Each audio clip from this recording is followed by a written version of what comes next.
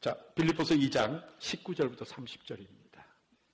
빌립보서 2장 19절부터 30절까지 우리 같이 읽도록 하겠습니다. 같이 읽을까요? 시작. 내가 디모데를 속히 너희에게 보내기를 주 안에서 바람은 너희 사정을 알므로 안위를 받으려 함이니 이는 뜻을 같이하여 너희 사정을 진실히 생각할 자가 이밖에 내게 없음이라.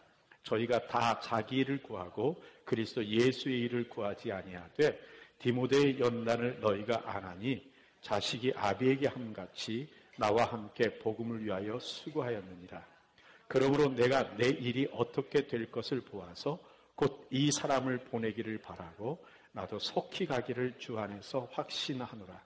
그러나 에바브로디도를 너희에게 보내는 것이 필요한 줄로 생각하노니 그는 나의 형제요 함께 수고하고 함께 군사된 자요 너희 사자로 나의 쓸 것을 돕는 자라. 그가 너희 무리를 간절히 사모하고 자기 병든 것을 너희가 들은 줄을 알고 심히 근심한지라.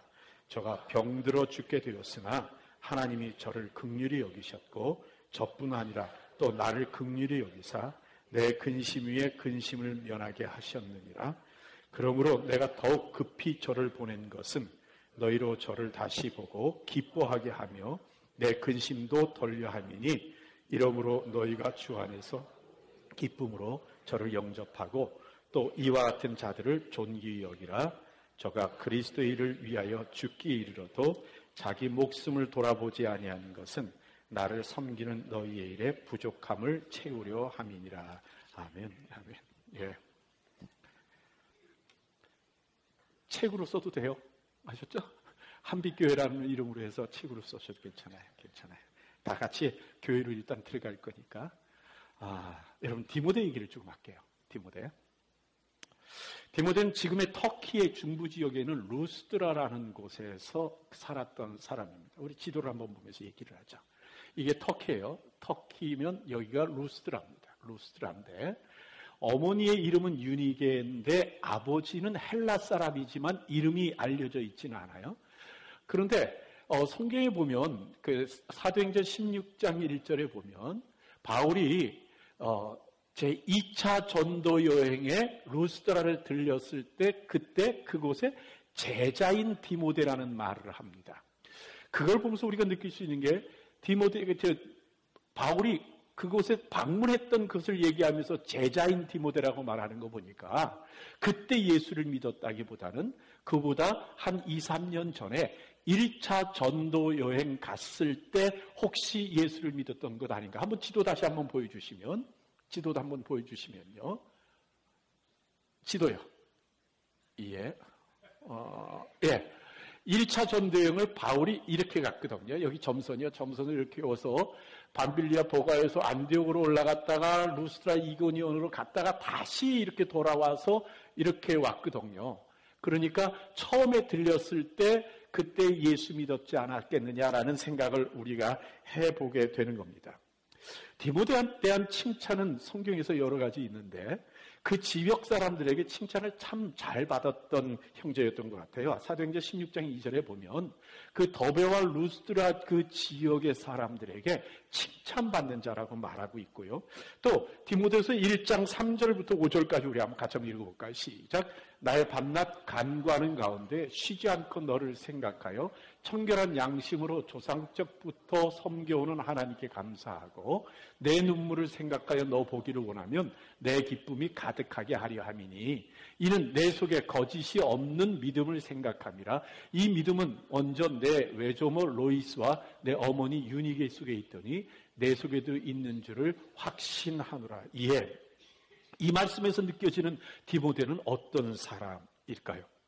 어머니와 할머니, 외할머니의 믿음을 받았는데 뭐라고 표현해요? 아주 마음이 맑았던 사람이 있다라고 하는 우리가 느낌을 받게 되는 겁니다. 그 후로 바울을 쫓아서 2차 전도여행 때 바울이 디모데를 데리고 전도여행을 가는데 디모데가 참여하게 됩니다. 바울은요, 선교지를 거쳐서 거기에 교회를 세우고 떠나서 다른 곳에 선교를 하게 될 때 다시 그곳의 상황을 살펴보거나 아니면 그곳에 무언가를 전달하게 할 때 주로 이 디모데를 보냈었던 것 같습니다. 고린도 지역에 있을 때 데살로니가 교회에, 이미 거쳐온 데살로니가 교회에 이 편지를 보내면서 데살로니가 전서를 써서 손에 쥐어서도 디모데를 보냈었고요. 또 그러니까 에베소에 있을 때 골로새 교회가 걱정돼서 편지를 보낼 적에도 그 그러니까 고린도 교회에 디모데를 편지를 쥐어서 보냈던 것을 보게 됩니다. 또 3차 전도 여행 때 이 바울을 따라다니다가 마지막에 예루살렘까지 같이 가게 되죠. 그 3차 전도여행 끝에 예루살렘에 가서 바울이 결국은 잡히게 됐고 가이사랴로 옮겨져서 2년간 감옥 생활을 할 때 들리는 이야기에 의하면 그 기록들에 의하면 그 2년 동안에는 에베소라는 곳에 가 있다가 그리고 바울이 로마로 가서 로마 감옥에 갇히자 로마에 합류해서 바울의 옥중 생활을 돌봤던 것으로 보여집니다. 디모데는요, 후에 바울을 대신해서 에베소의 목회자가 됩니다. 그런데 에베소에서 목회하는 동안에 이 참으로 어려움을 많이 겪었던 것 같아요. 이 디모데가 어린 그것에 대해서 업신여겼던 사람들이 교회 안에서 있었는데 그들로 인해서 몸의 건강도 잃게 되고 여러 가지 좌절함 속에 있었는데 바울이 그 디모데를 회복시키기 위해서 디모데 전서를 기록하여 그에게 보내기도 했고요. 또 바울이 두 번째 감옥에 갇혔던 이 말년에 유언처럼 디모데에게 편지를 쓴 것이 디모데 후서입니다. 디모데후서 4장 9절부터 15절 같이 한번 읽어볼까요? 시작. 너는 어서 속히 내게로 오라. 데마는 이 세상을 사랑하여 나를 버리고 데살로니가로 갔고 그레스게는 갈라디아로 디도는 달마디아로 갔고 누가만 나와 함께 있느니라. 내가 올 때 마가를 데려오라. 저가 나의 일에 유익하니라. 두기고는 에베소로 보내었노라. 내가 올 때 내가 드로아 가보의 집에 둔 겉옷을 가지고 오고 또 책은 특별히 가죽 종이에 쓴 것을 가지고 오라. 구리장색 알렉산더가 내게 해를 많이 보였음에 주께서 그 행한 대로 저에게 갚으시리니 너도 저를 주의하라. 저가 우리 말을 심히 대적하였느니라. 예.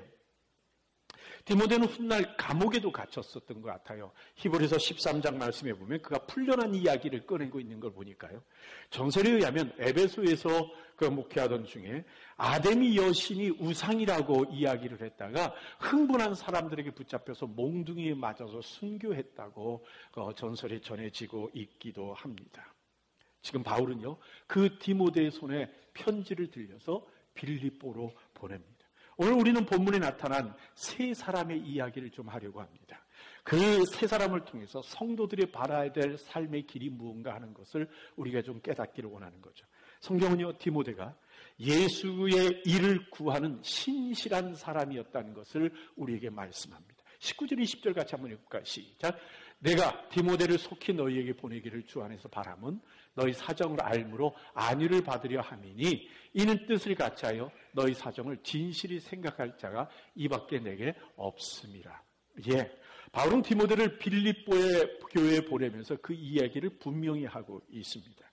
빌립보 지역의 교회의 지금의 어려운 상황들을 살펴보며 어느 정도인지 무슨 일이 있는지를 파악하기 위해서 디모데를 보냅니다. 그런데 이 문장, 디모데를 그렇게 해서 보낸다는 이 문장이 문법적으로 저는 잘 모르겠는데 학자들이 의하면 이 양쪽의 의미를 다 갖고 있는 거라고 그러네요. 무슨 말이냐면 바울의 소식도 전하고 빌립보의 소식도 들을 수 있도록 보낸다라고 하는 문법적 어떤 구조를 가지고 있는 것이라 이야기를 하는 것을 보았습니다. 그런데 20절 말씀 우리 다시 한번 같이 읽을까요? 시작. 이는 뜻을 같이하여 너희 사정을 진실히 생각할 자가 이밖에 내게 없습니다. 너희 사정을 진실히 생각할 자가 이밖에 내게 없습니다. 여러분 좀 당황스럽지 않습니까?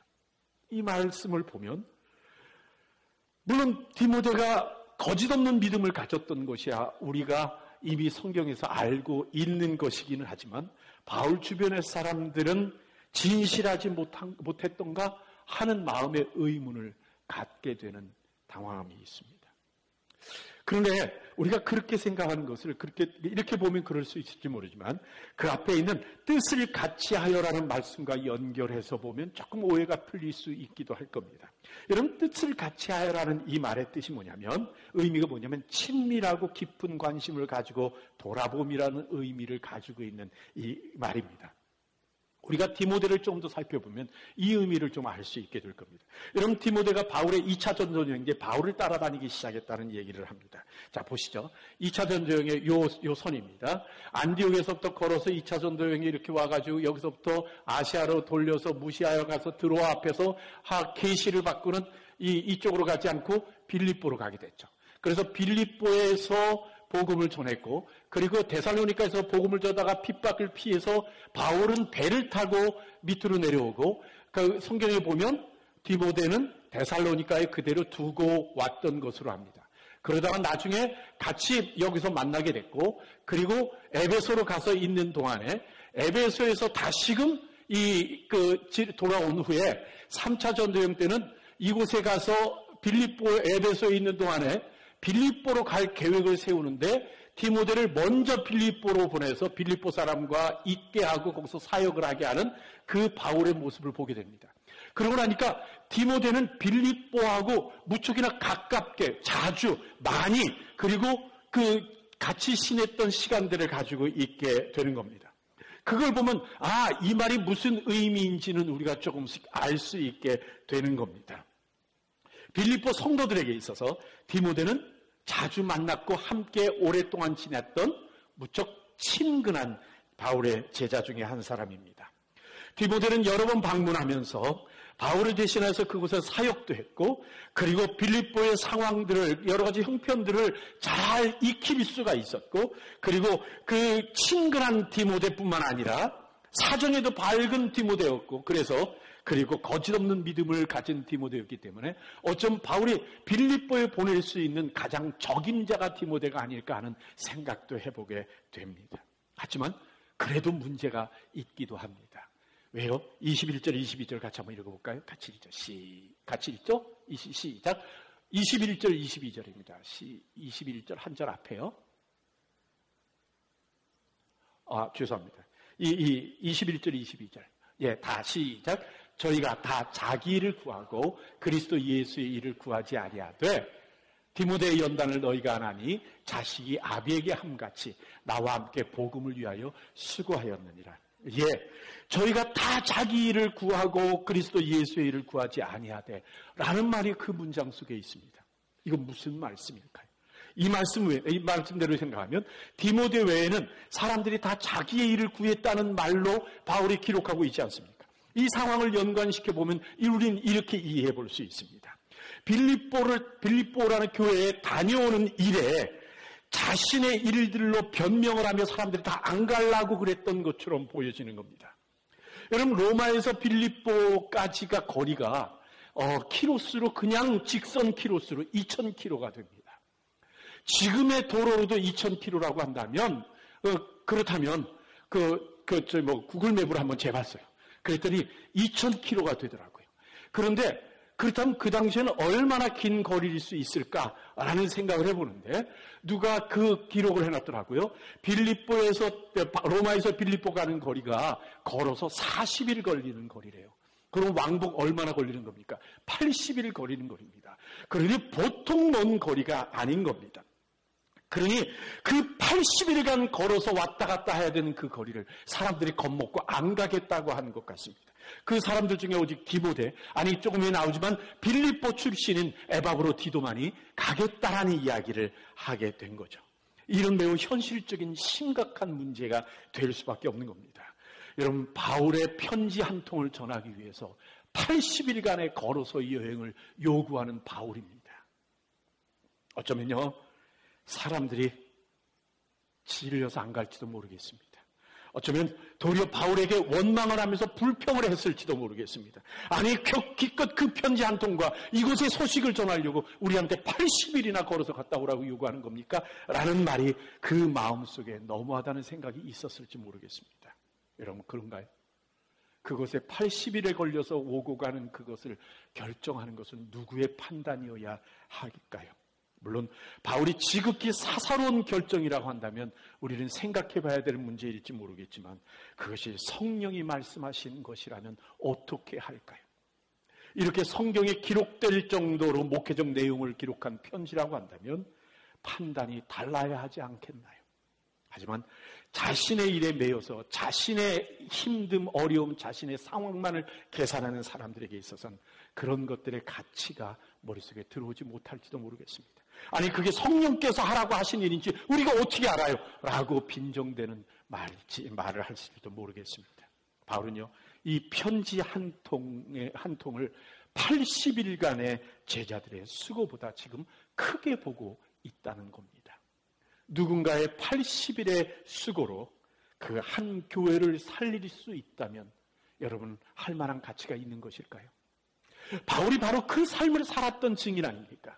그가 한 곳에 복음을 전하기 위해서, 그가 한 사람의 영혼을 구원하기 위해서, 그가 살아오는 삶이 수년간을 오고 가면서 걸어다니며 복음을 전했던 그 증거를 바울이 가지고 있지 않습니까? 그런데 지금 가기를 꺼려하는 사람들은요, 자기가 이 예수를 믿게 되기까지 누군가가 쏟았어야 되는 그 수고의 헌신의 노력들은 잊어버리고 자신이 누군가를 위해서 내놓아야 되는 헌신의 무게만을 재고 있는 그 안타까운 모습들을 바울이 지금 느끼고 있는 겁니다.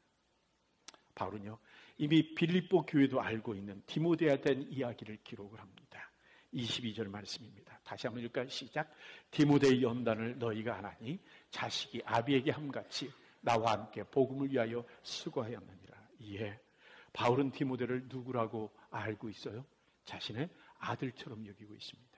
고린도서 4장 17절 말씀에 보면 내 사랑하고 신실한 아들이라고 디모데를 이야기하고 있고, 디모데전서 1장 2절에 보면 참 아들된 디모데라고 말하고 있고, 그리고 디모데후서 1장 2절에 보면 사랑하는 아들 디모데라는 표현을 사용을 합니다.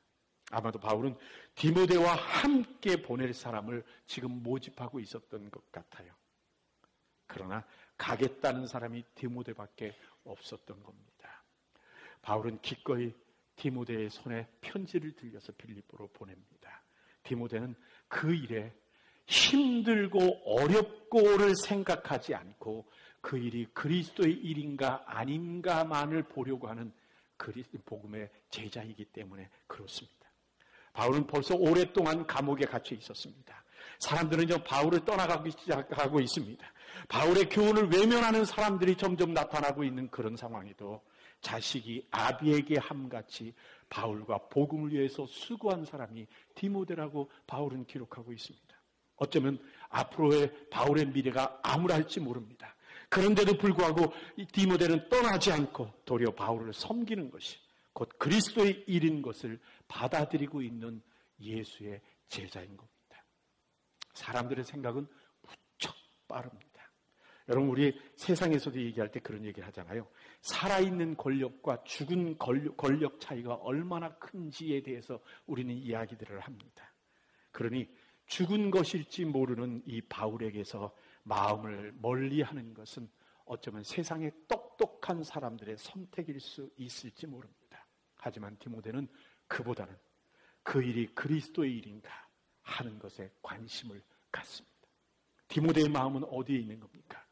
자기의 긴 수고, 자기의 엄청나게 내놓아야 되는 헌신의 크기보다는 이 편지를 받고 회복되기를 바라는 빌립보 교회의 성도들에게 그의 마음이 가 있는 겁니다. 여러분, 우리들의 마음을 한 번쯤 살펴봅시다. 우리의 마음은 어디에 있습니까? 나의 삶에서, 요즘 나의 관심의 영역에서 나는 자기의 일을 구하고 있습니까? 아니면 그리스도 예수의 일을 구하는 사람입니까? 나는 진실한 눈으로 다른 이들의 상황과 형편을 살피는 성도입니까? 아니면 혼탁한 눈으로 내가 치를 수고를 계산하는 데만 빠른 사람입니까? 둘째로 우리는 오늘의 말씀에서 에바브로디도를 만나게 됩니다. 보통은 이 에바브로디도를 줄여서 에바브라 또는 디도 이렇게 표현들을 합니다. 성경에는요, 에바브라라는 이름이 두 사람이 나타납니다. 빌립보 출신 에바브로디도, 오늘 이야기하는 그 사람과 또 하나는 골로새 출신인 사람 한 사람을 이야기를 합니다. 골로새서 1장 7절이라든지 아니면 거기 4장 12절에 보면 에바브라가 골로새로부터 온 사람이라는 그것을 우리는 느끼게 됩니다. 빌립보에서 온 이 에바브라는 빌립보 성도들의 정성인 바울의 생활비를 가지고 온 사람입니다. 생활비라고 그러지만 감옥에 갇혀 있는 사람의 생활비는 우리는 뭐라고 표현하죠? 영치금이라고 얘기를 하잖아요. 그걸 가지고 왔는데 돈만 가져다 주려고 온 사람이 아니라 돈도 가지고 올 뿐만 아니라 바울 옆에서 머물러서 바울의 감옥 생활을 돌보려고 이 빌립보로부터 파송을 받은 사람이었었습니다. 그런데 바울과 함께 지내는 동안에 이 에바브로티도가 병에 걸렸는데 죽기까지 이를 만한 병에 걸리고 말았습니다. 의사였던 누가가 아마도 같이 있었을 건데 그 누가조차도 어찌할 수 없는 이 죽을 병에 걸려있는 이 에바브로티도의 모습이었습니다. 보통 열병이라고 말들을 합니다. 에바브로티도는요, 디모데와 함께 빌립보에 자기가 가기를 소원하고 있습니다.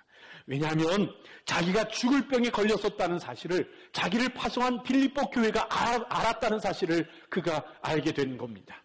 그러다 보니까 빌립보 교회들이 가지고 있을 염려가 걱정이 된 겁니다. 아니, 빌립보 교회에서 바울에게 도움이 되라고 보냈더니 도리어 바울의 짐이 돼버린 이 에바브로티도 때문에 이 빌립보 교회가 근심하고 걱정하고 있는 모습을 듣게 됐단 말입니다. 그래서 바울은 이 에바브로티도를 빌립보에 디모데와 함께 보내기로 합니다. 그런데 여러분, 바울이 에바브로티도에 대해서 표현하는 표현의 모습을 한번 눈여겨봐야 됩니다. 30절 같이 한번 읽어볼까요? 30절에 시작. 저가 그리스도의 일을 위하여 죽게 이르러도 자기 목숨을 돌아보지 아니하는 것은 나를 섬기는 너희의 일에 부족함을 세우려 함이니. 예, 그리스도의 일을 위하여 어떻게 하요? 죽기에 이르러도라고 바울이 표현하고 있습니다. 이 모습은 여러분, 이 표현을 어디서 우리는 발견하게 됩니까? 누구에게서 보게 되는 겁니까? 예수님이죠. 죽기까지 복종이라는 말이요. 죽기까지 복종. 이 모습이 지금 성도들에게서도 나타나고 있는 겁니다.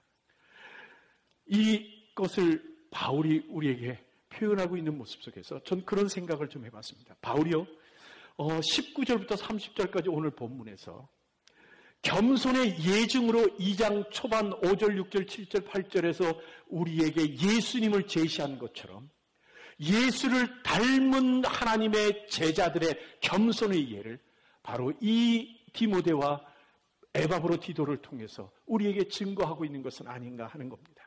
예수님께서 죽기까지 복종하셨다면 디모데는 그리스도 예수의 일을 구하기 위하여 죽기까지 복종했던 사람이고, 디도도 죽기에 이르러도 자기의 목숨을 돌아보지 않은 그런 복종을 하고 있는 사람으로 바울이 기록하고 있는 겁니다. 하나님 앞에서의 겸손의 모습의 예증입니다. 에바브로티도의 관심은 어디에 있습니까?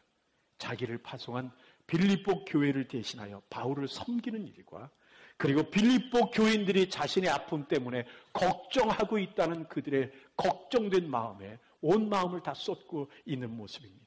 자신이 아닙니다. 여러분, 죽다 살아났으면 그 자신 챙기는 것에, 내 목숨 챙기는 것에 관심이 갈 텐데 디도는 그러지 않고 도리어 근심하고 있는 빌립보 성도들을 도리어 마음속에 근심하고 있는 모습을 우리는 보게 되는 겁니다. 그러니 바울의 디도에 대한 평가가 다를 수밖에 없습니다. 오늘 말씀 25절 같이 한번 읽어볼까요? 시작. 나의 형제, 함께 수고하고 함께 군사된 자라고 지금 이 디도에 대한 이야기를 합니다. 바울의 표현입니다. 여러분, 우리 한번 돌아보죠. 우리는 어떻습니까? 나는 나와 함께 신앙생활을 함께하는 우리 교회의 성도들에게 형제요, 함께 군사된 자로 함께 수고하는 자라는 평가를 받으십니까? 아니면 나에 대한 믿음의 평가는 부정적인 겁니까? 나는 죽기에 이르러도 나보다는 하나님을 섬기는 일을 돌아보는 성도라는 평가를 받고 있습니까? 아니면 내가 나의 목적이 된 삶을 사는 겁니까? 나와 함께 살아가는 성도들을 가족으로 느끼며 서로 돌아보는 삶을 삽니까? 아니면 내가 돌보는 것은 겨우해야 내 가족입니까? 우리 안에 성령이 계십니다. 그 성령께서는 나를 뭐라고 평가하실까? 한번 우리 자신을 한번 돌아봤으면 좋겠습니다. 세 번째로 바울도 동일합니다. 바울의 온 마음도 자신이 아니라 빌립보 교회로 향해 있습니다. 28절 말씀 같이 한번 읽을까요? 시작. 그러므로 내가 더욱 급히 저를 보낸 것은 너희로 저를 다시 보고 기뻐하게 하며 내 근심도 돌려 함이니. 예, 바울은 이미 여러 사람들을 각 교회로 파송을 했습니다. 골로새 교회로 두기와 그리고 오네시모를 보냈다고 골로새서 4장 7절 9절에서 말씀하고 있습니다. 이러저러한 상황에서 교회들을 위하여 함께 있던 사람을 이 편지 지어서 저쪽으로 보내고 저 편지 지어서 저쪽으로 보내는 그 사람들이 다 떠나가고 지금은 이제 남은 것은 디모데와 에바브로 디도와 그리고 가기 싫어하는 몇몇 사람만 남겨있는 상황인 겁니다. 그런데 바울은요, 자기의 불편함에도 불구하고 과감히 이 두 사람을 보냅니다. 왜요? 첫째는 빌립보 교회의 어려움에 함께 하고 싶어하는 마음이 있는 것이고, 두 번째는 28절에 있는 대로 디도로 인해서 근심하고 있는 빌립보 성도들을 위로하려고 하는 겁니다. 그냥 디모데 편에 에바브로 디도가 다 났어요, 괜찮아요, 걱정하지 마세요라고 하면 안 될까요? 바울의 마음은 그 정도가 아닌 것 같습니다.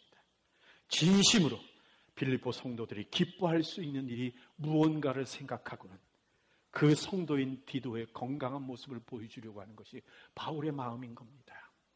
그 가족의 마음은 얼마나 긴장됐었겠습니까? 디도의 부모의 모습 말입니다. 그 마음들의 근심을 기쁨으로 변화시키려는 바울의 마음을 우리는 보게 됩니다. 그 빌립보 교회의 염려가 도리어 자기의 근심이 되고 있다라고 표현하는 바울의 마음을 우리는 느낄 필요도 있습니다. 또 하나는요, 바울의 마음은요, 빌립보 교회에 대한 미안함도 있었던 것 같아요. 빌립보 교회도 바울에게 미안함이 있었겠지만 바울도 빌립보 교회와 디도에게 미안함을 가지고 있었던 것 같아요. 자신을 도우려 왔다가 병에 걸려서 죽기에 이르기까지 갔었으니 그 마음의 미안함이 얼마나 크겠습니까? 그러니 얼마나 하나님께 간구했을까요? 바울은 병에 대한 자세한 이해를 듣기보다는 오늘 말씀 27절에 보니까 죽을 병에서 하나님이 긍휼히 여겨서 나았다는 그 얘기만 간략하게 기록합니다. 저가 병들어 죽게 되었으니 같이 한번 읽을까요? 하나님이 저를 긍휼히 여기셨고 저뿐 아니라 또 나를 긍휼히 여기사 내 근심 위에 근심을 면하게 하셨느니라. 하나님께서 디도를 긍휼히 여기신 것뿐만 아니라 디도 때문에 지극히 미안해하고 근심하고 있는 나를 긍휼히 여기셔서 하나님께서 디도를 살려주심을 통해서 우리의 근심을 제거하여 주셨다라고 표현합니다. 이 간략한 내용 속에서 우리가 발견되는 것은 바울의 하나님에 대한 집중력입니다.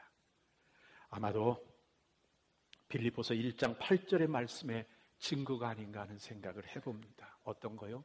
내가 예수 그리스도의 심장으로 너희를 얼마나 사모하는지에 그 마음의 표현이 아닌가 하는 생각이 듭니다. 자기의 수고에 대한 공적을 기록하지도 않았고 오직 하나님의 은혜에 대한 고백만 하고 있는 바울의 모습에서 보는 겁니다. 또 29절을 한 절 더 읽어볼까요? 시작. 이러므로 너희가 주 안에서 모든 기쁨으로 저를 영접하고 또 이와 같은 자들을 존귀히 여기라. 예, 바울의 돌아봄의 또 하나는 빌립보 교회로 이 디모데와 에바브로 디도를 보내는데 에바브로 디도는 자기의 맡은 사명을 다하지 못한 사람이었습니다. 왜요? 와서 아픈 바람에 보낸 사명을 다하지 못한 사람 돌아갔을 때 빌립보 교인들이 괜히 너 왜 이렇게 걱정 끼치냐 하고 우리 말대로 쿠사리 줄까 봐 바울은 한마디의 기록하면서 그에게 편지를 보내는 겁니다. 뭐라고요? 죽기에 이르러도 자기 목숨을 디도가 돌아보지 않았다라는 글을 씀으로써 그러니 기쁨으로 디도를 영접하고 그를 존귀히 여겨달라고 말을 하는 겁니다. 바울 또한 자신의 마음, 자신의 삶이 자기 마음에 초점을 두고 있지 않습니다. 자신의 상황이나 자신의 편함이나 자신의 일에 관심이 있지 않습니다. 이미 죽기에 이르러도 그리스도의 일을 위하여 자신을 돌아보지 않아온 바울인데도 불구하고 지금 감옥에 갇혀서조차 자기 일을 돌아보지 않고 오직 그리스도의 일을, 성도의 일을 돌아보려고 하는 이 바울의 삶을 우리는 오늘의 말씀을 통해서 보게 되는 겁니다. 말씀을 맺겠습니다. 우리는 오늘 말씀 통해서 자신이 아닌 서로를 돌아보려고 하는 온 마음을 가진 세 사람의 아름다운 성도들을 보게 됩니다. 그가 사도인가, 그의 제자인가, 또는 소명을 받은 자인가 하는 그 모든 명분은 우리에게 다 소용이 없는 겁니다. 의미 없습니다. 때로는 우리는요, 나 자신을 지극히 비하시키면서 우리 스스로를 변명하고 어딘가로 숨으려고 하는 노력들을 하는 모습들을 갖습니다. 왜 그 사람 목사잖아. 아니, 장로고 권사잖아. 아니, 그 사람 믿음 좋은 사람이니까 그럴 수 있지. 라는 말을 하면서 자신은 그렇지 않다라고 비하시키며 평신도라고 숨어도 되는 이유처럼 말을 합니다. 여러분, 그렇지 않습니다. 그 모든 것은 변명이 될 수 없는 나의 불신앙입니다. 단지 숨고 싶어서 하나님이 아닌 나 자신을 위한 삶을 살고 싶어서 내놓는 변명일 뿐이라는 겁니다. 결국 평신도가 아닌 우리 속된 말로 병신도가 되고 있을 뿐인 겁니다. 하나님의 부르심과 관계없이 최소한의 자리, 편한 자리를 찾으면서 자기를 변명한다고 하나님의 마음을 이렇게 가리울 수는 없습니다. 하나님은요, 우리에게 만홀히 여김을 받지 아니하신다. 속임을 받지 아니하신다. 가벼이 여김을 받지 아니하신다고 말씀하시는 뿐만 아니라 그분은 우리의 외모를 취하시는 분도 아니시고 하나님께서는 말이 아니라 우리의 능력을 보시는 분이라고 우리에게 말씀을 통해서 가르쳐 주십니다. 정확히 우리 자신을 한번 진단해 봅시다. 우리는 그리스도의 일을 구하는 사람입니까?